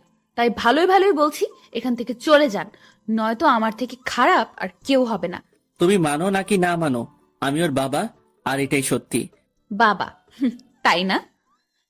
এই বাবার অর্থটার মানে আপনি জানেন? যে নিজের স্ত্রীকে বিলিভ না করে অন্য লোকের কথা শুনে নিজের অন্তঃসত্ত্বা স্ত্রীকে বাড়ি থেকে বের করে দেয়, তার কোনো বাবা হওয়ার যোগ্যতা নেই। বুঝছেন আপনি? নিশি আমি মানছি আমি ভুল করেছি, তাই বলে কি তুমি আমাকে আমার বাচ্চার থেকে আলাদা করে দেবে? আপনি আর একবার ওকে নিজের বাচ্চা বলবেন না। এই 1 বছর আমি ওর বাবা মা দুটোই ছিলাম, আর ভবিষ্যতেও থাকতে পারবো। প্লিজ নিশি আমাকে ক্ষমা করে দাও, এরকম ভুল আমি আর কোনো দিন করব না। এই বলে আমি ওকে নিজের বুকের মাঝে টেনে নেই। নিশি কিছুক্ষণ আমার বুকের মাঝে থেকে পরক্ষণে নিজেকে ছাড়িয়ে নেয় আর বলে, ও বুঝেছি, আপনি কেন এখানে এসেছেন। আপনি আমার শরীরটা ভোগ করতে চান, এই তো? এর আগেও একবার করেছিলেন, তাই না? ওকে, আমি নিজেই আমার সব বিলিয়ে দিচ্ছি, তবুও আপনি আমার আর আমার সন্তানের মাঝখানে আসবেন না। বলেই নিজের শাড়ির আঁচল নিচে ফেলে দিল আর বলল, নিন, শুরু করুন। আমি এবার নিজের রাগকে কন্ট্রোল করতে না পেরে নিশির গালে জোরে একটা চড় মারি আর বলি, তুমি এমনটা ভাবলে কি করে নিশি? তুমি আজ পর্যন্ত এই চিনলে? ঠিক আছে, তুমি যখন বলছো তবে আমি তোমাদের জীবন থেকে অনেক দূরে চলে যাব। তার আগে প্লিজ একবার আমার ছেলেকে আমার কোলে দাও। নিশি কিছুক্ষণ কি যেন একটা ভাবলো, তারপর বলল, শুধু একবার, তার বেশি না। তারপর আমি আমার ছেলেকে কোলে তুলে নিলাম। আর ওকে কোলে নেওয়ার পর যেন মনে হলো পুরো পৃথিবীর সুখ আমার কোলের মাঝে আবদ্ধ হয়েছে। কিন্তু এটা বেশি সময় স্থায়ী হলো না। নিশি আমার কোল থেকে বাচ্চাকে কেড়ে নিয়ে বলল, এবার যান, আর কোনোদিন এখানে আসবেন না। আমি কিছু বললাম না, শুধু বললাম নিজেরও বাবুর খেয়াল রেখো। তারপর সেখান থেকে চলে আসলাম। নিশির বাসা থেকে বের হয়ে রাস্তায় আসলাম আর ভাবতে লাগলাম নিশি আমাকে এতটুকু বিশ্বাস করে না। ও কেমন করে ভাবতে পারলো যে আমি ওর শরীরকে না। নিশির সামনে আমি আর কোনোদিন যাব না। নিশিও তো এটাই চাই, তবে তাই হোক।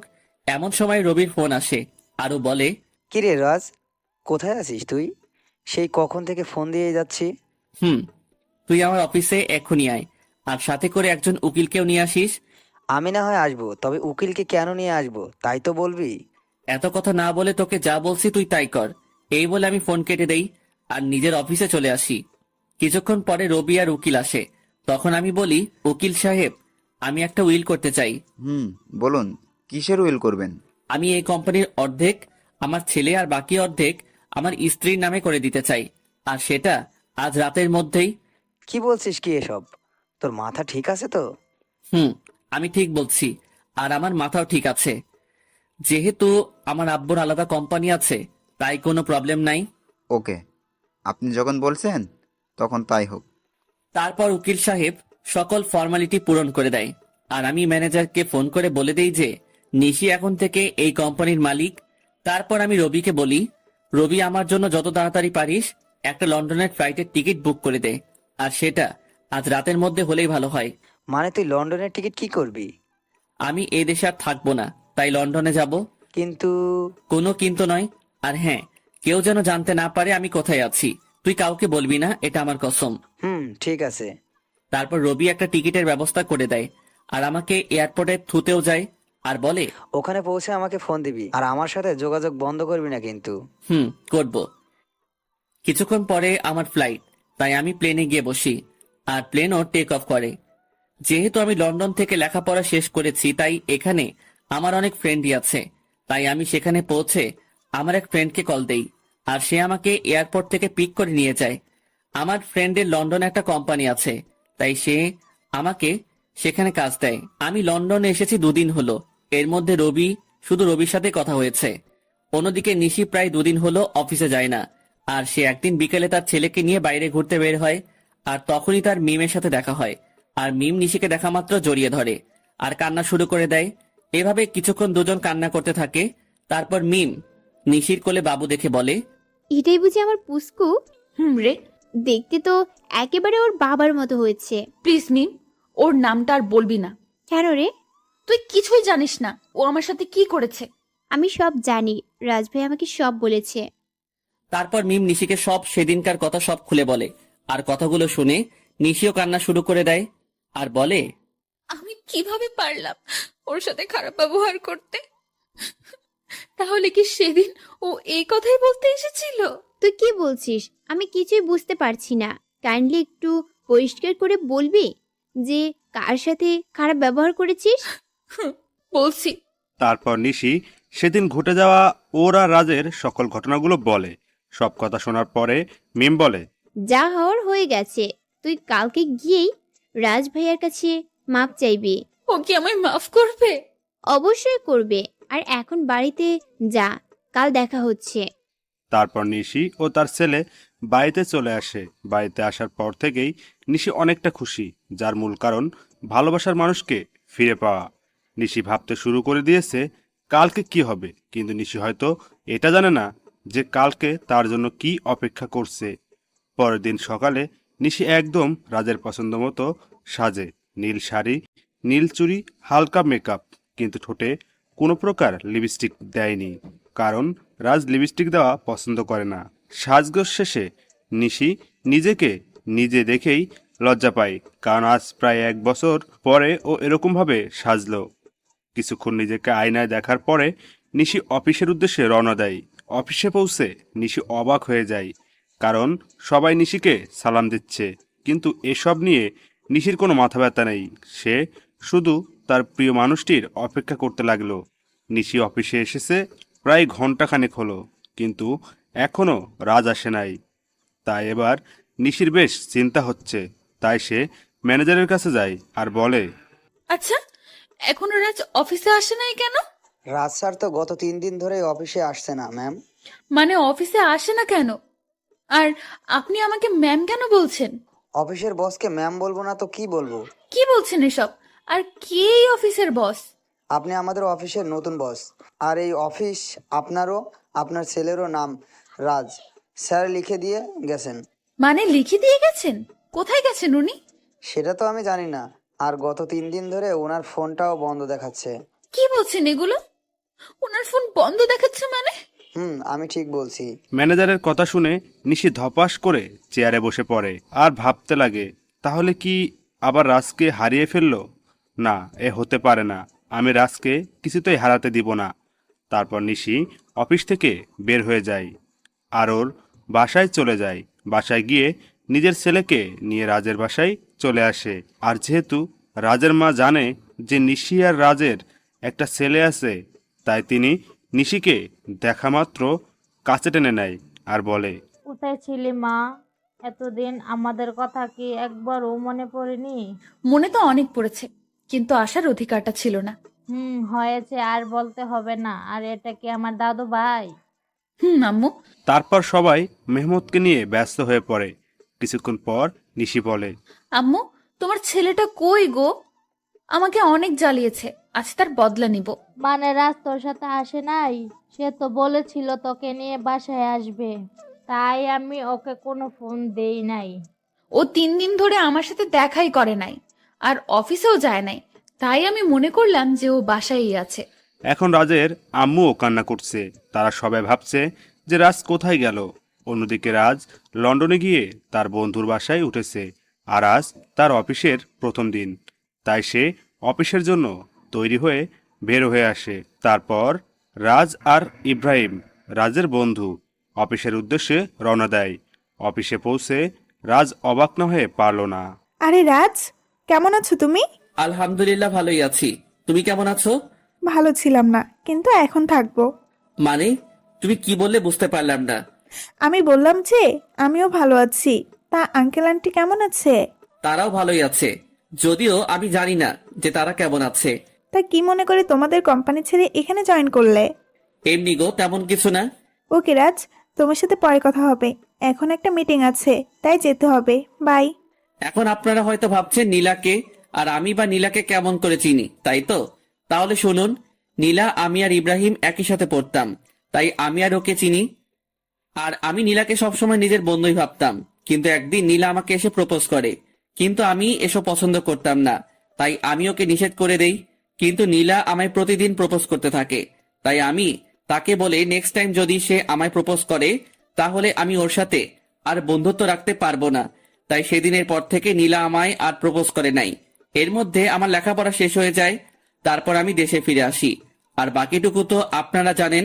নীলা যাওয়ার পরে আমি ইব্রাহিমকে বলি, কি রে, এটা তো তোর কোম্পানি, তাহলে নীলা এখন কার বস কিভাবে? এটা আমার কোম্পানি, কিন্তু এর মালিক আমরা দুজন, আমি আর নীলা। তো তুই আমাকে আগে বলতে পারলি না যে এখানে নীলাও আছে? তাহলে তাহলে আসতি না, তাই তো? এর জন্যই তো নীলার কথা আমি তোকে আগে বলিনি। বেশ করেছিস। এখন এখান থেকে দূর হ, আমার কাজ আছে। তারপর আমি কাজ করতে শুরু করলাম। বিকেলের আগে আমার সব কাজ শেষ হয়ে যায়, তাই আমি একটু অফিসে চারপাশটা ভালো করে ঘুরে দেখছিলাম। তখন পেছন থেকে কেউ আমার কাঁধে হাত রাখে। আমি তখন পেছনে ফিরে দেখি নীলা দাঁড়িয়ে আছে। এখানে দাঁড়িয়ে কি করছো রাজ? কিছু না, শুধু চারপাশে প্রকৃতি দেখছিলাম। ও চলো, আজ আমি আর তুমি একসাথে ডিনার করব। তা কি করে হয় বলো? সব হয়। কিছুক্ষণ পরে নীলা গাড়ি একটা রেস্টুরেন্টের সামনে দাঁড় করায়, আর আমরা সেখানে ডিনার শেষ করি। ডিনার করার সময় আমাদের অনেক কথাই হয়। তারপর নীলাই আমাকে বাড়িতে পৌঁছে দেয়।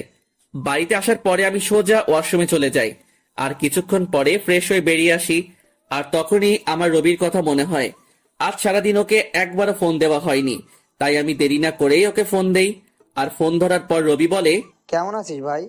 এই তো ভালোই আছি, তুই কেমন আছিস? আমিও ভালো আছি। আমার বাড়ির সবাই কেমন আছে? কেউ ভালো নেই, তুই যাবার পরে সবাই কেমন যেন হয়ে গেছে। আর আন্টি তোর জন্য প্রায় পাগল হয়ে গেছে। তুই ফিরে আয় ভাই। সময় হলেই আমি ফিরে আসবো। আর নিশি আর আমার বাবু কেমন আছে রে? নিশি তো বাদ দে নিশির কথা, তুই ভালো থাকিস আর আমার পরিবারকেও দেখে রাখিস। এই কথাগুলো বলেই আমি ফোনটা কেটে দেই। সে রাতে আমার আর ঘুম আসলো না। পরের দিন থেকে আমি আবার নতুন জীবন শুরু করার ব্যর্থ চেষ্টা করি।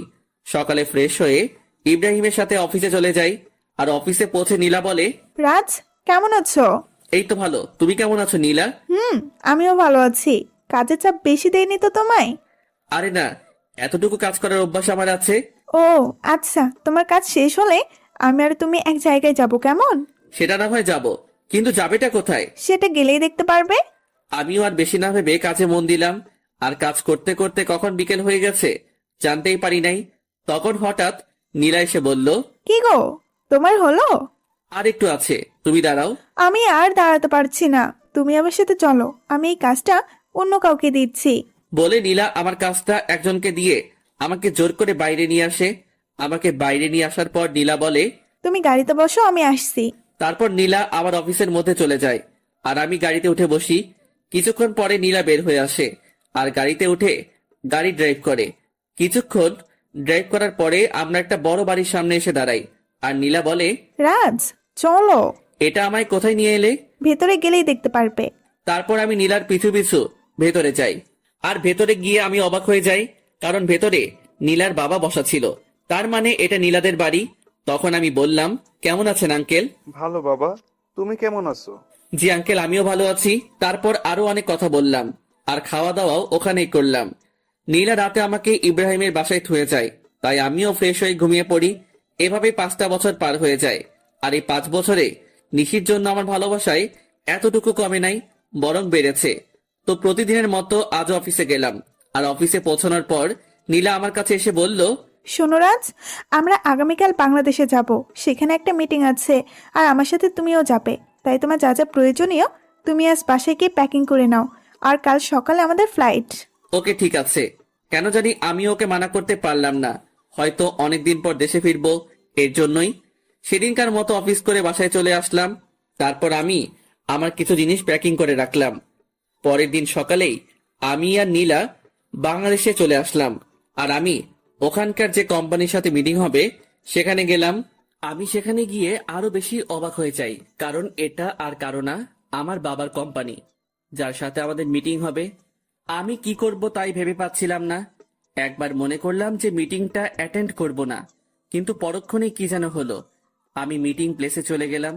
সেখানে গিয়ে আমি দেখি আমার বাবা একটা চেয়ারে বসা আছে, আর তার চেহারাটা কেমন যেন শুকিয়ে গেছে। তো আমি সেখানে গিয়ে সবার সাথে মত বিনিময় করলাম।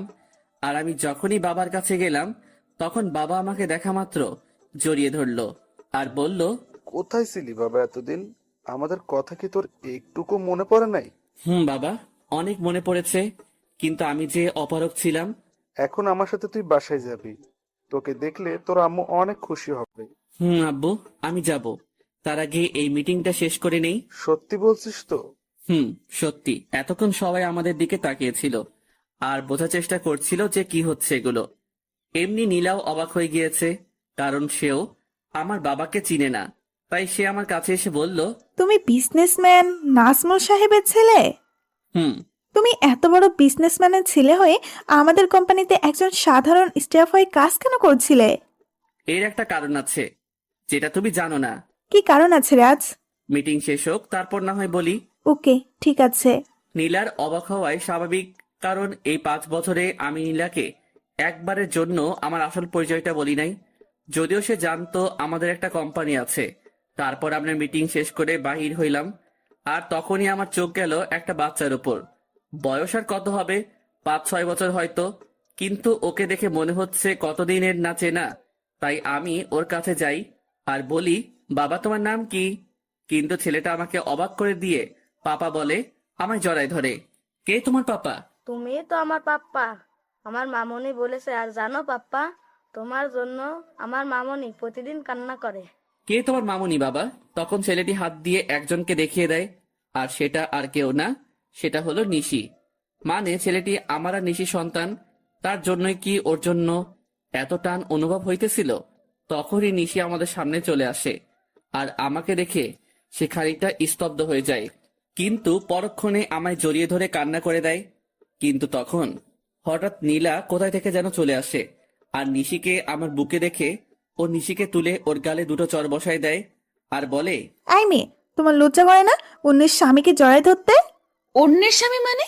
হ্যাঁ, তুমি যাকে জড়িয়ে ধরেছ সে আমার হাজবেন্ড হয়।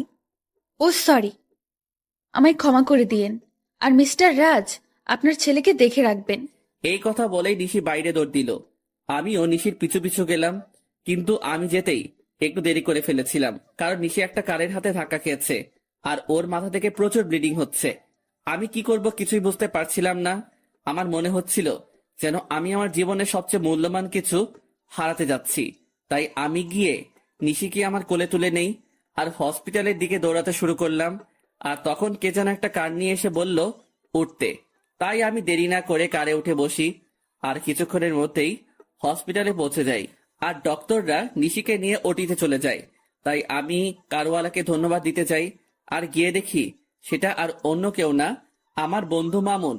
আর মামুনকে দেখা মাত্র আমি কান্নায় ভেঙে পড়ি, আর বলি, আমার নিশির কিছু হবে না তো? ওর যে কিছু হলে আমি বাঁচবো না রে। নিশির কিচ্ছু হবে না। আর তুই এভাবে ভেঙে পড়ছিস কেন? আজ আমার জন্য নিশির এই অবস্থা, কেন যে আমি আবার দেশে ফিরে আসলাম। এক থাপ্পড় দিব যদি আর একটুও বাজে কথা বলিস। আর নিশির কিছু হবে না। আর তুই এখানে শান্ত হয়ে বস। তারপর মামুন আমাকে এক জায়গায় বসিয়ে দেয় আর কোথায় যেন চলে যায়। কিছুক্ষণ পরে দেখি মামুন আমার ছেলেকে নিয়ে আসছে, আর ও আমাকে দেখে বলে, বাবা মামার কি হয়েছে? তোর মাম্মামের কিছু হয়নি বাবা, তুমি আমার কাছে এসো তো। তারপর আমি আমার ছেলেকে বুকের মাঝে জড়াই ধরি। কিছুক্ষণ পরে ডক্টর ওটি থেকে বাহির হয় আর বলে, বলতেই হবে আপনাদের ভাগ্য অনেক ভালো, নয়তো রুগীকে যে অবস্থায় আনা হয়েছিল আমি তো মনে করছিলাম ওনাকে বাঁচানো সম্ভব হবে না, কিন্তু আল্লাহর রহমতে উনি এখন অনেক সুস্থ। আপনাকে অনেক ধন্যবাদ ডক্টর সাহেব, আমার নিশিকে ফিরিয়ে দেওয়ার জন্য। আর এটা আমাদের কর্তব্য। ডক্টরের হাত ধরে বললাম, আমি কি ওর সাথে দেখা করতে পারি? না, আপনি 6 ঘন্টা পরে ওনার সাথে দেখা করতে পারবেন। আর তাছাড়া ওনার এখন চেঞ্জ নেই। ওকে ডক্টর। ডক্টরের সাথে কথা শেষ করে এসে আমি আমার ছেলের কাছে বসি। আমি আর আমার ছেলে বসে আছি, তখন কেউ পেছন থেকে আমার নাম ধরে ডাক দেয়। তাই আমি পেছনে তাকাই কে ডাকছে দেখার জন্য। তখন দেখতে পাই আব্বু আর আম্মু দাঁড়ায় আছে। আর আম্মু আমাকে দেখে আর স্থির থাকতে পারলো না, আমার কাছে এসে কান্না শুরু করে দিল আর বলল, কোথায় ছিলি বাবা এতদিন? আমাদের কথা কি তোর এতটুকু মনে পড়ে না? আম্মু, মনে তো সবসময় পড়তো, কিন্তু আসার উপায় ছিল না। আর এই যে দেখো, আমি এসে গেছি, আর কোথাও যাব না। সত্যি তো? সত্যি। তখন একজন নার্স এসে খবর দিল যে নিশির সেন্স ফিরেছে। তাই আমি আর দেরি না করে নিশির কেবিনে ঢুকে গেলাম। আমার পিছু পিছু বাকি সবাইও চলে এসেছে, কিন্তু নিশি আমাকে দেখে তার মুখটা অন্যদিকে ঘুরিয়ে নিল। সবাই নিশির সাথে কথা বলছে, আর নিশি সেগুলোর উত্তর শুধু হ্যাঁ অথবা নাতে দিচ্ছে, কিন্তু সে আমার দিকে একবারও তাকাচ্ছে না। এতে আমার অনেকটাই খারাপ লাগে। তাই আমি সবাইকে বলি, আমি আর নিশি একা কথা বলতে চাই, প্লিজ সবাই যদি একটু বাইরে যেতেন। তারপর সবাই বাইরে চলে যায়, আর আমি নিশির পায়ে গিয়ে বসি, আর ওর হাত আমার হাতের মুঠোর মধ্যে নেই, আর বলি, নিশি আমি সরি, কথা বলবে না আমার সাথে? ঠিক আছে, তাহলে আমি চলে যাচ্ছি। আমি যখনই উঠতে যাব তখন নিশি আমার হাতটা ধরে ফেলে, আর আমি ওর দিকে তাকিয়ে দেখি ও কান্না করছে। আরে পাগলি, কান্না করছো কেন? আপনি খুব খারাপ, শুধু আমায় কষ্ট দেন। গো, আমি খুব খারাপ, আর আমি ওয়াদা করছি আজকের পর থেকে তোমায় আর কখনো কষ্ট দিব না। এইভাবে বললে তো আমি বিলিভ করব না। তাহলে কিভাবে বলবো? কান ধরে বলেন। ওকে শোনা বউ, এই তো কান ধরলাম। ওই ফাজিল, আমি কি আমার কান ধরতে বলেছি নাকি? তো কি হলো? আর যাবেন না তো? কখনো না। পাগলিটাও আমার বুকের মধ্যে মিশে গেল। ঠিক তখনই নীলা কেবিনে আসলো, আর নিশি নীলাকে দেখা মাত্র আমাকে আরো শক্ত করে জড়িয়ে ধরলো। ওর মতে ও যদি আমায় ছেড়ে দিলে হারিয়ে যাব। ভয় পেও না নিশি, আমি তো শুধু ক্ষমা চাইতে এসেছি, কারণ আমি জানতাম না যে তুমি রাজের কি হও, তাই ওই কথাগুলো বলেছিলাম। It's okay. Thank you Nishi, and goodbye. বলে নীলা চলে যায়। তখন আমি নিশিকে বলি, বাবু তুমি এখন রেস্ট নাও, তুমি এখনো অনেকটাই উইক। তারপর নিশি আমার হাতটা ধরেই বাচ্চাদের মতো ঘুমিয়ে পড়ে।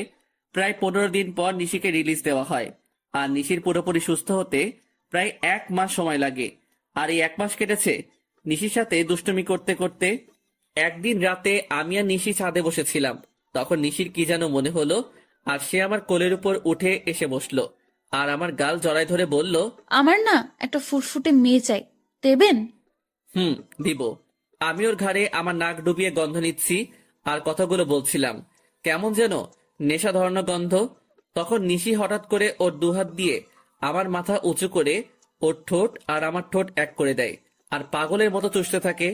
নিশির এমন কাজ দেখে আমি খানিকটা অবাক হলেও পরক্ষণেই নিজেকে সামনে নেই, আর ওর কোমরটা জড়িয়ে ধরে নিজের দিকে টেনে আনি, আর ওর ঠোঁট চুষতে থাকি। এভাবে প্রায় 10 মিনিট ছিলাম।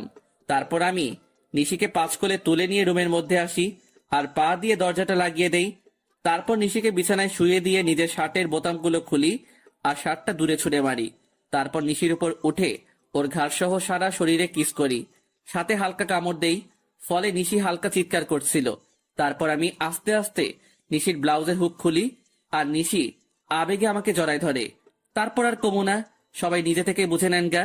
কেউ একজন আমাকে বলেছিল আমি নাকি আনরোমান্টিক, তাই গল্পটা রোমান্টিক ভাবে শেষ করলাম, যার ফলে গল্প একটু বেশি 18+ চলে এসেছে। তাই সবাই আমাকে ক্ষমা করে দিয়েন, আর গল্পটা কেমন ছিল জানাবেন। The story is and.